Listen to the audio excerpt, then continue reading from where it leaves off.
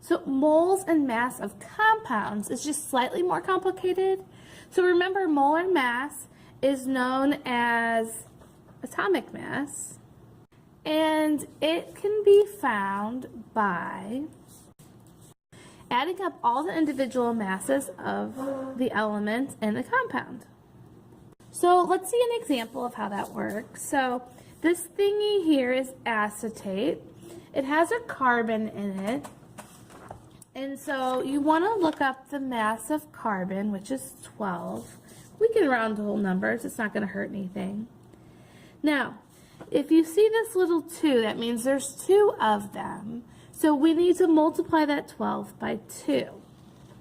And for hydrogen, hydrogen is 1, and there's 3 of them. So we're going to multiply by 3. And for oxygen, we can round that to 16, and there are 2 of those. So on your calculator, you can do this all in one step. You don't have to do this in separate steps. So you can say 12 times 2 plus 1 times 3 plus 16 times 2. And obviously we could do a lot of that in our head, but I was just trying to show you. And remember, the units for molar mass are always grams per mole. So 59 grams per mole is the molar mass of acetate.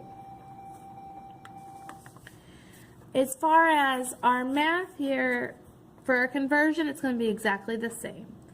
So what is the mass of 2.5 moles of water? So always start with what they give you. Diagonals always have to match. If this is moles, this has to be 1 mole. And then the mass of water would go up here. So we need to find the mass of water. So water's H2O. H is 1, and there's 2 of them. And you guys, I have a lot of these memorized, but the 1 came from right there. And then for oxygen, it's right here. Again, I have it memorized. Oxygen is 16, and there's 1 of them. So 1 times 2 is 2, 16 times 1 is 16. If I add those together, that's 18. So there's 18 grams of water in 1 mole. Moles cancel out. They're asking for mass. I have mass. That is all I need to do, except for just do the math. 2.5 times 18. Remember, it's technically divided by 1, but we don't need to do that.